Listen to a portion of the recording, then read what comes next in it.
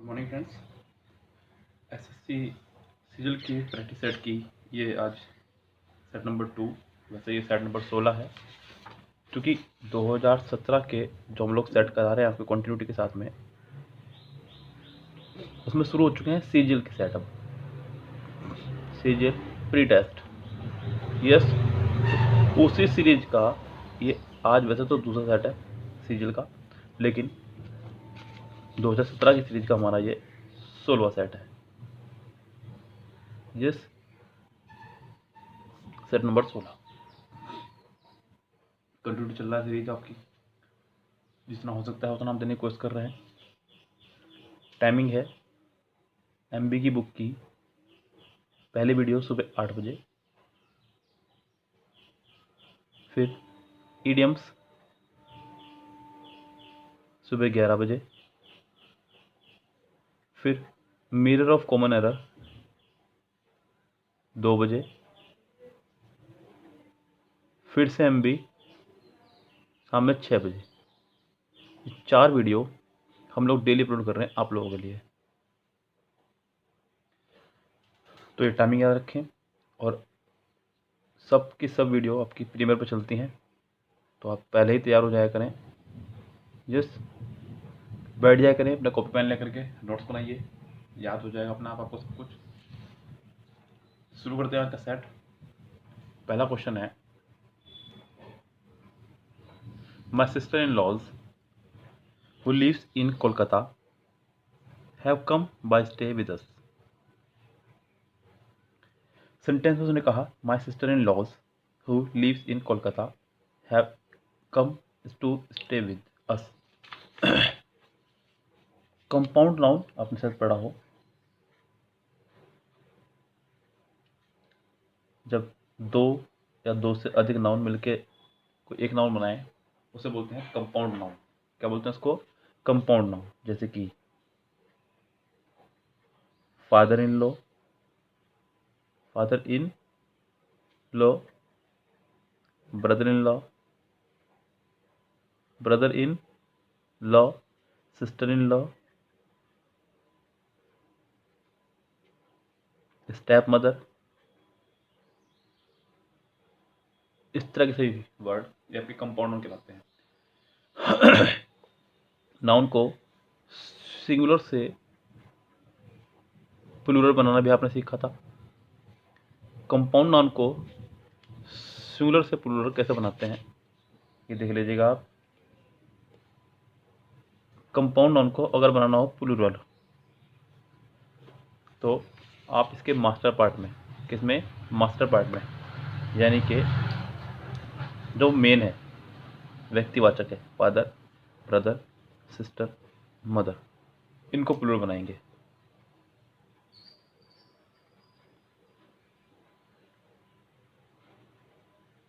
Fathers in law,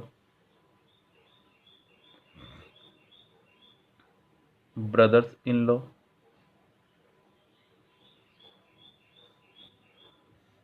sisters in law और mother in, step mothers, step mothers. Master part को plural बनाएंगे। और अगर आपको ना बनाना पड़ जाए, इनमें लगाना पड़ जाए एपोस्ट्रोफे। क्या लगाना पड़ जाए? एपोस्ट्रोफे एस लगाना पड़ जाए, तो लगाते हैं बाद वाले पार्ट में, यानी कि जो नॉन मास्टर पार्ट है, इसमें, इसमें, इसमें और इसमें। कैसे वो भी देख लीजिए तो आती। लाइक हमने कहा फादर इन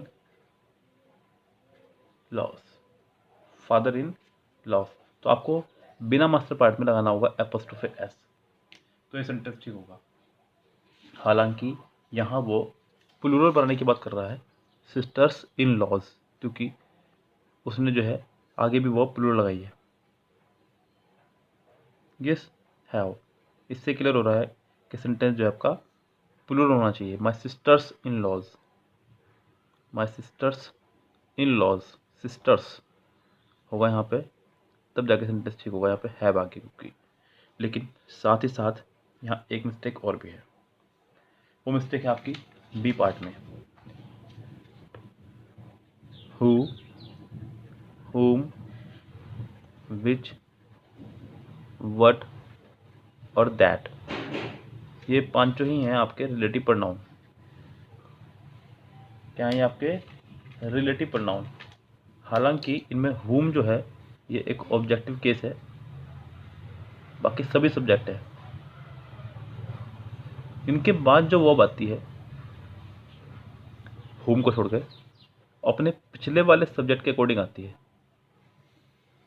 पिछले वाला सब्जेक्ट अगर प्लूरल है तो प्लूरल वर्ब, पिछले वाला सब्जेक्ट अगर सिंगुलर है तो सिंगुलर वर्ब।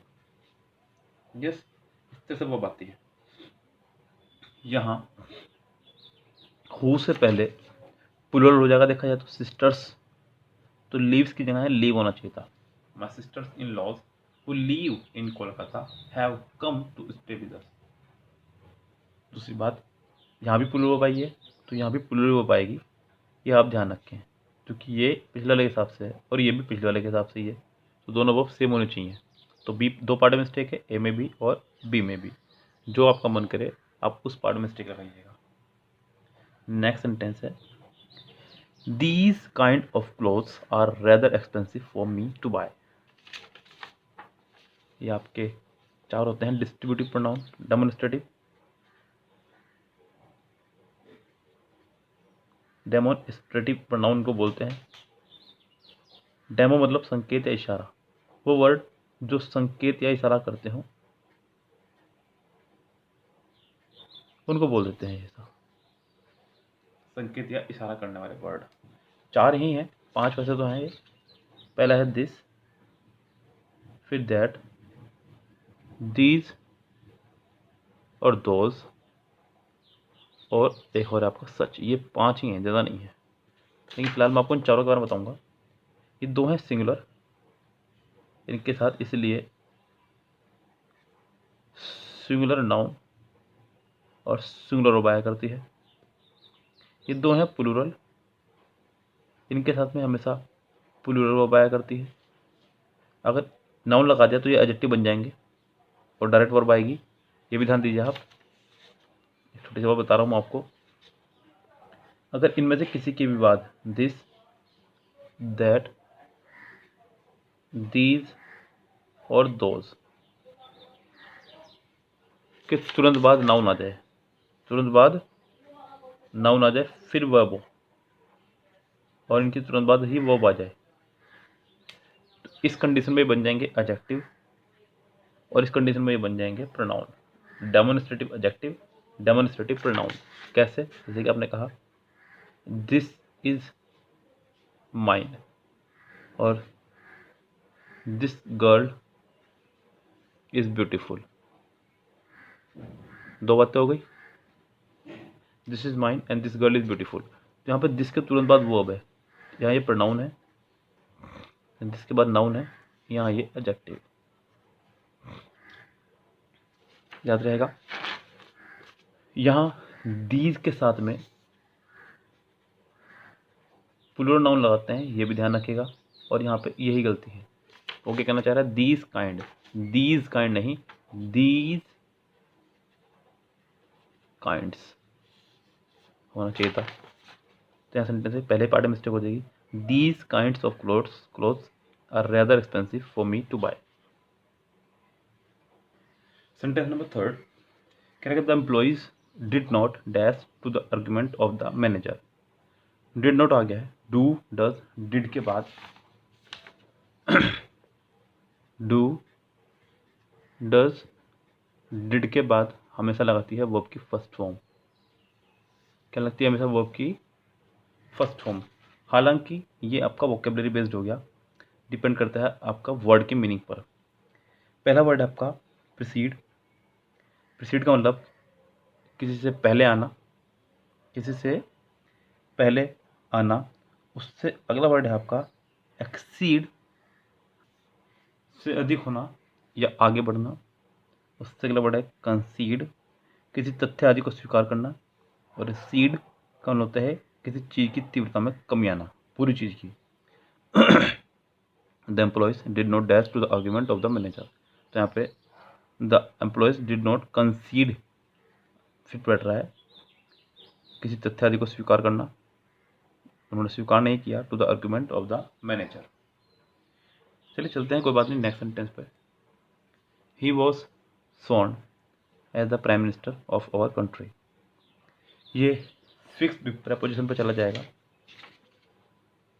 मैंने आपको बताया था कि कुछ वर्ब ऐसी होती हैं जिनके साथ में फिक्स प्रेपोजिशन आती हैं। यस, रोजाना आ रही हैं, एक सेट में 1 या 2 आ रही हैं, आराम से आ रही हैं, आपको बहुत आराम से रट जाएंगी ये इजिली। इसीलिए मैं आपसे कह रहा हूँ कि इनके नोट्स बनाते चलें, आपको एक एक करके पता नहीं चलेगा, इकट्ठे आप याद नहीं कर पाएंगे। स्वेयर के साथ में स्वेयर है, स्वेयर माने कसम दिलाना, के साथ प्रपोजन आती है इन। क्या आती है? इन।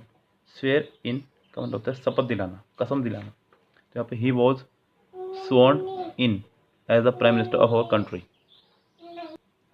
अब आ चुके आपके वोकेबलरी का पहला वर्ड है, बताना आपको सिनोनिम्स, सिमिलर यानी कि सिनोनिम्स। पहला वर्ड है कैंटनकेरस। कैंटनकेरस का मतलब होता है एक ऐसा व्यक्ति जो हमेशा झगड़ता रहता हो, यानी कि झगड़ालू व्यक्ति। मैंने आपको पहले बताया था, अगर कभी भी किसी वर्ड के साथ में आ जाए BELLI तो समझो उसका मतलब हो रहा है झगड़ने वाला कोई, है नहीं। तो कैंटनकेरस का मतलब होता है कोई झगड़ालू व्यक्ति, झगड़ने वाला व्यक्ति। पहला वर्ड है ह्यूमरस, यानी कि बहुत मजाकिया। क्वारलसम, कोई झगड़ालू ही। रिमोर्सफुल, पश्चाताप से भरा हुआ। और डलनेस मतलब बद्दा या फिर नीरस। नीरस कहते हैं, निराश बोलते हैं इसको, नीरस, सॉरी। तो इसका आंसर हो जाएगा क्वारलसम। अगला है कॉइनोसियर। कॉइनोसियर मतलब गुण का पारखी, जो जैसे कि होते हैं ना सोने चांदी की परख करने वाले, इस तरह से गुण का पारखी। पहला वर्ड है डिसीव। ये डिसीजन से बना है, ये डिसीव धोखे वाला नहीं है, उसमें ऐसा आता है, सी आता है उसमें, धोखे वाले में सी आता है, यहाँ पे डिसीजन से बना है यानी कि निर्णायक। उससे अगला वर्ड है अनसिविलाइज। सिविलाइज बोलते हैं सभ्य को, अनसिविलाइज यानी कि असभ्य को। उससे अगला वर्ड है डिस्कर्निंग जज। डिस्कर्निंग मतलब बुद्धिमान, जज मतलब आपको पता ही है कोई बुद्धिमान जज। नैरो माइंडेड मतलब छोटी सोच वाला व्यक्ति कोई। नैरो मतलब तंग, पेंटे पे आते हैं नैरो पेंटे। नैरो मतलब गलियाँ, नैरो मतलब नाली। तो नैरो माइंडेड मतलब छोटी सोच वाला व्यक्ति कोई। सिनोनिम बताना है वर्ड तक कौन से, यानी कि गुणों का पारखी व्यक्ति। और गुणों की पारख जो है जज को ही होती है, यानी कि डिस्कर्निंग जज। तो इसका आंसर सी हो जाएगा। अगले वर्ड है आपके एंटोनियम्स। पहला वर्ड है नेगेस्ट्री। नेगेटरी या नेगेचरी। इसका मीनिंग हो जाएगा आपका निरर्थक, बिना अर्थ का। डेल्यूजिव, भ्रामक। फ्यूटाइल, निरर्थक। अनरियल, अवास्तविक। प्रोडक्टिव, जिसका खूब ज़्यादा प्रोडक्शन निकल रहा हो या फिर अर्थ से जुड़ा हुआ है, इसमें अर्थहीन, इसको क्या बोलते हैं हिंदी, मुझे समझ नहीं आता था। मतलब इसका ये आंसर है, उल्टा इसका क्या मीनिंग होगा आपको सोच लीजिएगा। प्रोडक्टिव। नेक्स्ट नेव, सीधा साधा, निष्कपट, सच्चा, ईमानदार। याद रखें, नाव चलाने वाले लोग वो सीधे और सच्चे होते हैं, ऐसे याद रखें आप इसको। पहला वर्ड है आर्टफुल, चतुर। कैंडिड, कैंडिड को याद रखें कैंडी से। देखिए कैंडी खाते हैं बच्चे, और बच्चे होते हैं सच्चे। कैंडिड माने सच्चा। अगला है क्रेडुलस। क्रेडुलस मतलब जो किसी बात पर आसानी से विश्वास कर ले, यानी कि बोल सकते हो वो सीधा साधा। सिंसियर यानी कि सभ्य। सिंसियर यानी कि सभ्य। तो इसका आंसर बताना आपको उल्टा, तो इसका हो जाएगा चतुर यानी कि आर्टफुल, क्योंकि सभी सीधे के लिए वर्ड है, तो सिर्फ एक ही वर्ड है जो इसका अपोजिट है। अगला है इडियम्स, मेली माउथ। आप इसको वैसे याद रखना कि मैली मतलब मैला यानी कि गंदा माउथ, यानी कि जो दूसरे के बारे में गंदी हिंदी बात करता हो, गंदा अंदा बोलता हो, जिस दूसरे के विषय में जो गंदा बोलता हो। मैली माउथ। पहला ऑप्शन है इल टेम्पर्ड, जल्दी गुस्सा होने वाला। सॉफ्ट स्पोकन, बहुत मधुर बोलने वाला। एंथुसिस्टिक, ऊर्जावान। डिप्रेस मतलब दुखी। जिसका आंसर हो जाएगा इल टेम्पर्ड। क्या जाएगा इसका आंसर? इल टेम्पर्ड। अगला है bye fits and starts. Bye fits and starts यानी कि एनिमित। बाय फिट्स एंड स्टार्ट का मतलब होता है एनिमित, ओकेजनली, अक्सर, टोटली, फुल्ली, फाइनली, इरेगुलरली, तो इसका आंसर हो जाएगा डी, इरेगुलरली। यस, अभी आपका आ चुके हैं फिर से 2 सेंटेंस इम्प्रूवमेंट। क्या उसका प्रोसीजर है, क्या इसका आंसर होगा, देखते हैं फटाफट से। बड़े प्यारे सेंटेंस है। पहला, I had not only helped her by giving hints but also with providing him links. ये सेंटेंस पहुंच जाएगा आपका नॉट ओनली बट ऑल्सो के फॉर्मेशन पर।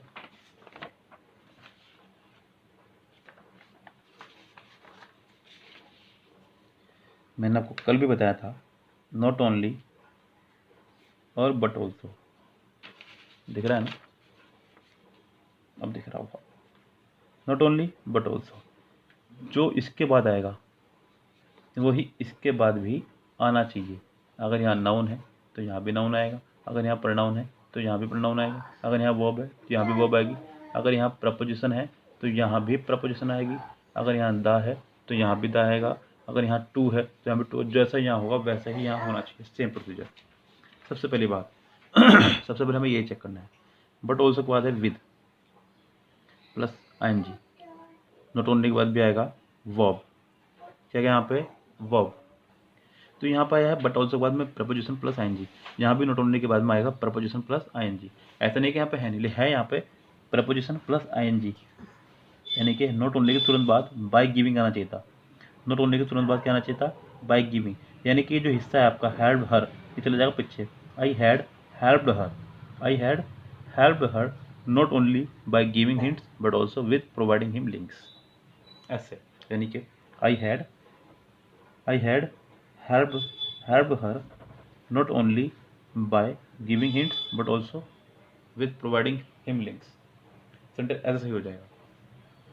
जो चीज़ रहेगी आपकी बट ऑल्सो के पास, वही चीज़ रहेगी आपकी नॉट ओनली के पास भी। यही सेम रूल फॉलो करता है आपका आइदर और नाइदर नोर के लिए भी, आइदर और नाइदर नोर के लिए भी। इससे सावधान रहिएगा आप। बाकी आप प्रैक्टिस करें परफेक्ट की बुक से कंजक्शन की, अब क्लियर हो जाएगा टॉपिक। नेक्स्ट सेंटेंस है, कह रहा है कि we has finished our lunch half an hour ago. पहली बात तो ये कि वी के साथ में हैज़ नहीं आता, यानी कि ये गलत, तो ये पक्का है भैया। वी प्लूरल है, वी आपका प्लूरल सब्जेक्ट है, प्लूरल के साथ में प्लूरल वर्ब आया करती है। हैज़ सिंगुलर वर्ब है, तो यानी कि वी के साथ हैज़ तो पक्का नहीं आएगा, गलत तो ये है ही। इसका मतलब अगर ये गलत है तो आपकी नो इम्प्रूवमेंट वाली गुंजाइश खत्म हो गई। यस, सी ऑप्शन है इसका, हैड फिनिश्ड, और डी ऑप्शन है इसका, नो इम्प्रूवमेंट। तो इसकी गुंजाइश तो गलत हो खत्म हो गई, समझो। अब गुंजाइश बचती है आपकी इसमें, इसमें और इसमें। सेंटेंस का आखिरी में आ रहा है एगो। क्या आ रहा है सेंटेंस का आखिरी में, एगो। अगर किसी भी सेंटेंस के लास्ट में एगो, लास्ट, प्रीवियस, यस्टरडे और in plus past time, in plus past time, ये सभी हो तो सेंटेंस बनता है आपका सिंपल पास्ट इंडेफिनिट। क्या बनता है, पास्ट इंडेफिनिट, यानी कि सब्जेक्ट प्लस वर्ब की सेकंड फॉर्म में। तो यहाँ सिर्फ और सिर्फ सेकंड फॉर्म लगेगी, तो इसका आंसर ए हो जाएगा। ना ये आ सकता ना ही ये आ सकता है, और जो दिया हुआ वो पहले से ही गलत है, तो इसका आंसर हो जाएगा फिनिश्ड। क्या हो जाएगा इसका आंसर, फिनिश्ड, और सेंटेंस आपका करेक्ट ठीक हो जाएगा बिल्कुल। नेक्स्ट जो प्रोसीजर है वो है वन वर्ड का, वन वर्ड सब्स्टिट्यूशन। आपके आ चुके हैं। नेक्स्ट पे देखते हैं, पहला वर्ड क्या है। कह रहा है कि the act of speaking irrelevantly about sacred things. किसी पवित्र चीज़ों के बारे में उल्टा सीधा बोलने वाला कोई व्यक्ति, पवित्र चीज़ों के बारे में कुछ उल्टा सीधा बोलने वाला व्यक्ति। पहला वर्ड है आपका एथिस्ट। जब भी किसी वर्ड में आ जाए THE, क्या आ जाए, THE, समझो बात हो रही है गॉड की। THE या THEO, यानी कि बात हो रही है गॉड की। जैसे कि थीस्ट, यानी कि भगवान को मानने वाला, भगवान को मानने वाला, मानने वाला। अगर आप इसका आगे लगा रहे हैं तो ये बन जाएगा आपका नेगेटिव, भगवान को ना मानने वाला। लेकिन बात भगवान की हो रही है। अगला वर्ड है ब्लैस्फेमी। ब्लैस्फेमी मतलब ईश्वर की निंदा करने वाला, ईश्वर के विषय में कुछ भी गलत बोलने वाला। बेलिकोस अभी थोड़ी देर पहले बताया था, जब भी किसी वर्ड के शुरू में आ जाएगा बैली, समझो बात हो रही है झगड़ने की, झगड़ालू की, तो बेलिकोस मतलब झगड़ालू। और डिफेक्शन मतलब ये आपको बना है कहते हैं ना डिफेक्ट वगैरह, कुछ ऐसे वर्ड कुछ भी डिफेक्ट से बना है आपका डिफेक्शन, किसी चीज़ का कमी या फिर त्याग कर देना, डिफेक्शन या फिर डिफेक्ट, यस उसी से बना वर्ड है आपका ये। तो इसका आंसर हो जाएगा आपका blasphemy. A person who talks too much of himself, जो अपने बारे में बहुत अधिक बात करता हो, अपने बारे में बहुत अधिक बोलने वाला। यहाँ दो वर्ड जैसे हैं, ईगोइस्ट और ईगोटिस्ट। ईगोइस्ट और ईगोटिस्ट में क्या अंतर है? ईगोइस्ट का मतलब होता है सिर्फ अपने बारे में सोचने वाला, और ईगोटिस्ट मतलब अपने बारे में बोलने वाला। आप इसे टी से रखें, टी मतलब टॉक, टी मतलब टॉक। ईगोइस्ट सिर्फ अपने विषय में सोचने वाला, ईगोटिस्ट सिर्फ अपने विषय में बात करने वाला। इन दोनों में अंतर है। उससे अगला वर्ड है आपका इलाइट। इलाइट का मतलब होता है वमनकारी, और उससे अगला श्रेष्ठ व्यक्ति उसको बोलते हैं। और इमेटिक मतलब वमनकारी। तो इसका आंसर हो जाएगा आपका ईगोटिस्ट, क्योंकि सिर्फ अपने विषय में जो बात करता हो। अगर सोचता होता तो यहाँ पे आप ईगोइस्ट होता। क्वेश्चन नंबर 15-16 कह रहा है कि in the following questions 4 words are given out of which 1 word is incorrectly spelled. इनमें से एक गलत लिखा हुआ है, वो कौन सा आपको वो बताना है। पहला वर्ड है एंटरप्रेन्योर। एंटरप्रेन्योर मतलब व्यवसायी। उससे अगला वर्ड है रिम्यूनरेशन, यानी कि कोई मेहनती व्यक्ति या मेहनत आना। उससे अगला वर्ड है अप्रेंटिस। अप्रेंटिस मतलब कोई ट्रेनिंग ले रहा हो जो। उससे अगला वर्ड है सवर्जिनिटी, और SOVEREI, यहाँ पे EI होना चाहिए था कि RIIE, तो यहाँ पे आपका डी ही गलत है। सवर्जिनिटी मतलब होता है किसी का प्रभाव दूर दूर तक फैला होना। अगला वर्ड है ट्रैंक्विलिटी, शांत करना, TRANQUILLITY, बिल्कुल ठीक है, शांति। अगला परसिवरेंस। परसिवरेंस मतलब दृढ़, तो यहाँ पे स्पेलिंग देखते हैं इसकी PERSEVERE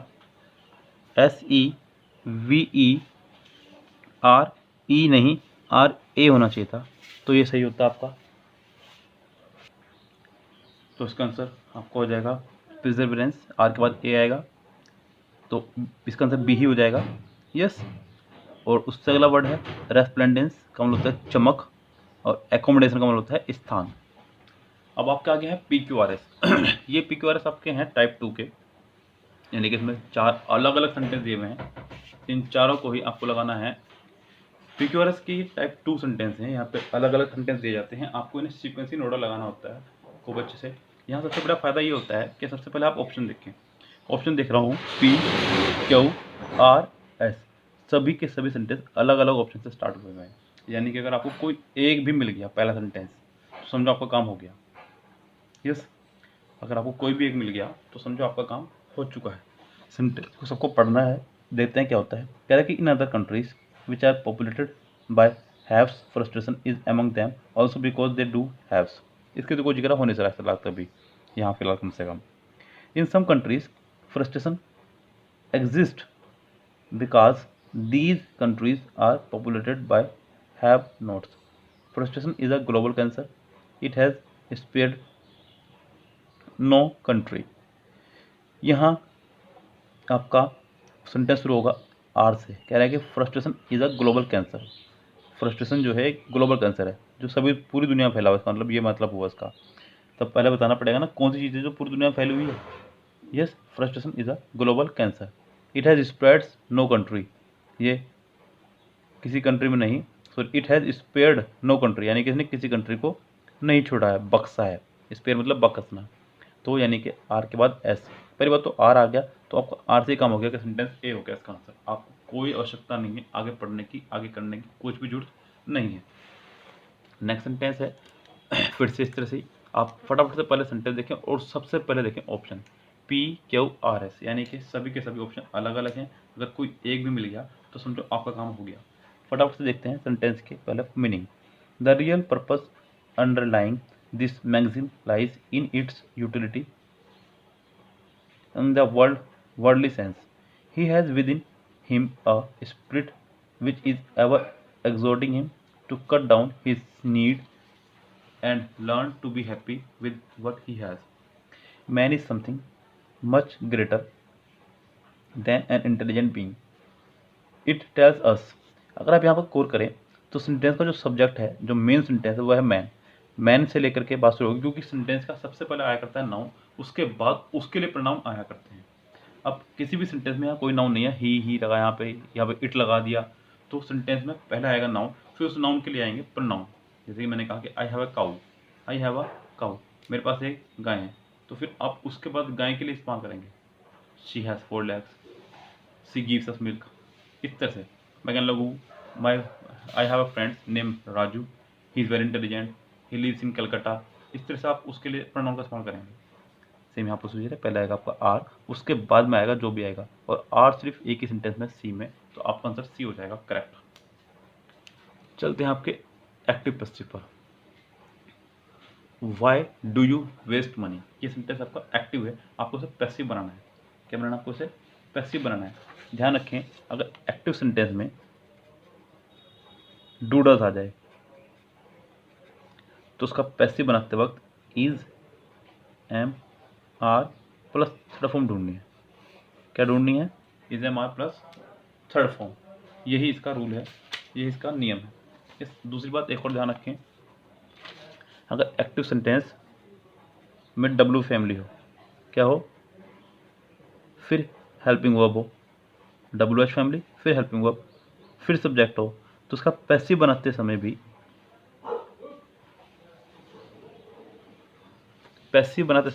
डब्ल्यू एच फैमिली अपनी जगह रहेगी, हेल्पिंग वर्ब भी अपनी जगह रहेगी, क्वेश्चन मार्क्स भी अपनी जगह रहेगा। यस, ये ध्यान रखें आप। तो वाई वाई वाई सब में वाई आएगा। फिर डू डज को देखते हुए इज, एम, आर में से कोई एक आएगा, तो यानी कि बी बाहर हो गया, हैज़ नहीं आ सकता।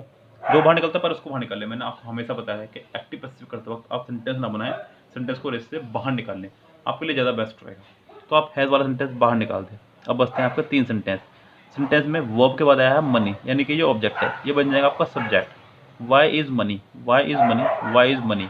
बीइंग नहीं आएगा क्योंकि सिर्फ इज, एम, आर से काम चल जाएगा। बीन भी नहीं आएगा, यस, ये भी बाहर, तो इसका आंसर हो जाएगा सिर्फ सी। ये बीन की वजह से बाहर हो गया, ये बीइंग की वजह से बाहर हो गया, ये हैज़ की वजह से बाहर हो गया, तो सिर्फ इसका आंसर बचता है आपका सी, यानी कि 19 का सी आंसर हो जाएगा। यस, उससे अगला ऑप्शन है आपका एक डायरेक्ट इनडायरेक्ट। देख लेते हैं डायरेक्ट इनडायरेक्ट भी क्या कह रहा है। इसमें भी आपको रेस से बाहर निकालना होगा, आप बनाने की कोशिश ना करें, क्योंकि कोशिश करके भी कुछ नहीं होने वाला, आप बना ही नहीं सकते। The doctor said, well, what can I do for you. Yes, sentence start हुआ कैसे कह सकते हैं? डब्लू फैमिली से। किससे स्टार्ट हुआ है? डब्लू फैमिली से। तो सेंटेंस डब्लू फैमिली से जुड़ेगा, सबसे बड़ी बात। डब्लू फैमिली के तुरंत हो जाएगा आपका सब्जेक्ट। कितने सेंटेंस डब्लू फैमिली से जुड़े हैं देखते हैं। इसमें आया है वट, इसमें वट गायब है। इसमें आया है वट, इसमें भी आया है वट। वट के तुरंत बाद सब्जेक्ट आया है। कैन का कुड हो जाएगा, ये भी ध्यान रखें आप। यस, तो कम से कम जिसमें नहीं आया पर उसे बाहर निकाल लें, यानी कि इसका बी बाहर हो गया रेस से। यस, रेस से बी बाहर। The doctor said, well, what can I do for you. The doctor wanted to know what he could do for her. The doctor asked what he couldn't do. Sentence affirmative था, sentence को negative बना दिया, इसलिए sentence आपका race से बाहर हुआ, ये भी रेस से बाहर। The doctor wondered what he could do for her. यहाँ सेंटेंस में डॉक्टर ही आश्चर्यचकित है कि क्या करना चाहिए, डॉक्टर है भाई, कोई आम इंसान थोड़ा है, तो ये इसलिए रेस से बाहर हो गया। सेंटेंस का मीनिंग रह जाएगा सिर्फ ए। सेंटेंस में बारी है क्लोज टेस्ट की।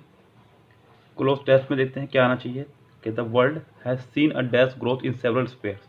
वर्ल्ड ने देखी है डैश ग्रोथ सेवरल स्पेयर्स, यानी कई सारे क्षेत्रों में। अब ग्रोथ देखी है, बेकार देखी है या अच्छी देखी है? Tremendous growth, mayor growth, hardly slow. ये तीनों वर्ड हैं आपका नेगेटिव, मेयर, हार्डली, स्लो। सिर्फ यही है एक बड़े के लिए, यानी कि बहुत अधिक, क्या हमें नहीं गाना चाहिए? The world has seen a tremendous growth in several spheres. वो कौन कौन से स्पेयर्स हैं? Agriculture, production, industrial production, communication, medicine, education, ETC have seen dash growth, have seen dash growth. फिर यहाँ वही बात आ गई, यहाँ पे भी है बहुत ज़्यादा के लिए। किसके लिए? बहुत ज़्यादा के लिए। पहला वर्ड है इक्वल, नेग्लिजिबल, नेगेटिव। ये तीनों ही वर्ड बहुत कम और नेगेटिविटी का शो कर रहे हैं। वर्ड हो जाएगा सिर्फ अनप्रेसिडेंटेड, यानी कि बहुत अधिक। तो पहले का भी ट्रिमेंडस बहुत अधिक, दूसरे का अनप्रेसिडेंटेड का भी मतलब बहुत अधिक। तो दो आपके क्लियर हुए, आपको सिर्फ आप 3 पकड़ रहे हैं। अगर आपने वो 3 पकड़ लिए तो क्लोज टेस्ट में आप फुल मार्क्स ला सकते हैं। We can safely assume that the future is not as dash as once appear to be. Sentence में आया है आपका एज यस। जब आया सेंटेंस में एज तो आपको लगानी है positive verb, positive degree, sorry क्या लगाना है, पॉजिटिव डिग्री। सेंटेंस में कभी भी आपको दिख जाए एज सो एज, टू और सो दैट के साथ हमेशा लगाते हैं पॉजिटिव डिग्री एडजेक्टिव। क्या लगाते हैं, पॉजिटिव डिग्री एडजेक्टिव। सेंटेंस में जब भी ये 4 वर्ड आ जाए as, so as, to so that. Positive degree good, strong, bleak और हाई तीनों ही हैं। Yes, we can safely assume that the future is not as dash as once appeared to be. As we can safely assume that the future is not as good as once appeared to be. We are not by a vision of hungry hoarders overwhelming world food resources. Good strong दोनों same meaning देते हैं, इसलिए इससे बाहर हो जाएंगे आपके, good भी और स्ट्रॉन्ग भी। बचता है आपका ब्लीक और हाई। ब्लीक का मतलब होता है निराशाजनक और हाई का मतलब होता है ऊंचा, यानी कि ये भी एक तरह से गुड का ही सेम मीनिंग है। तो यहाँ पर आप लगाएंगे we are not only, we can safely assume that the future is not as bleak as once appear to be, यानी कि फ्यूचर जो था, फ्यूचर जो है उतना निराशाजनक नहीं हुआ जितना निराशाजनक पहले हुआ करता था, यानी कि कुछ अच्छा होने वाला है। We are not by a vision of hungry hordes overwhelming world food resources although it is dash that many people especially in the developing countries are hungry. अब यहाँ कहना चाह रहा है कि डेवलपिंग कंट्रीज के अंदर जो है बहुत सारे लोग जो हैं हंग्री है। Unclear, false, incorrect, true. It is true that, it is true that many people especially in the developing country are hungry, यानी कि कहना चाह रहा है कि ये सच है कि बहुत सारे लोग खासकर डेवलपिंग कंट्री में लोग क्या है, भूखे हैं। यस, अगला वर्ड है आपका भूखे हैं, इलिटरेट अनपढ़ है, and dash to disease. 2 word आपके नेगेटिविटी को शो करते हुए आ रहे हैं, तो अगला वर्ड भी आपका ऐसा होगा जो किसी नेगेटिविटी को शो करता हुआ होगा। यस, पहला वर्ड है प्रोन, एवर्स, लाइबल और एनग्रोस। देखिए, अगर आप लगाते हैं प्रोन के साथ में टू, तो किसी चीज़ से ग्रसित होने वाला, किसी समस्या से, किसी बीमारी से, किसी भी चीज़ से ग्रसित होने वाला। एवर्स टू का मतलब होता है किसी काम को करने का अनिच्छुक व्यक्ति, जिसकी इच्छा ना हो। अगला है लाइबल टू, लाइबल टू का मतलब होता है जिम्मेदारी लेना या उत्तरदायी होना किसी चीज़ का। और एनग्रोस इन का मतलब होता है किसी काम में मगन होना। तो एंग्रोस इन, एवर्स, लाइबल टू तो होने से रहा, यहाँ पर आंसर हो जाएगा सिर्फ और सिर्फ इसका प्रोन टू डिजीज, यानी कि किसी चीज़ से आसानी से ग्रसित होने वाला व्यक्ति। यस, तो ये था आपका सेट नंबर 16, सेट नंबर 16। अब हम लोग चलेंगे नेक्स्ट सेट पे, सेट नंबर 17 पर, जिसे आप देखें कल सुबह 8 बजे।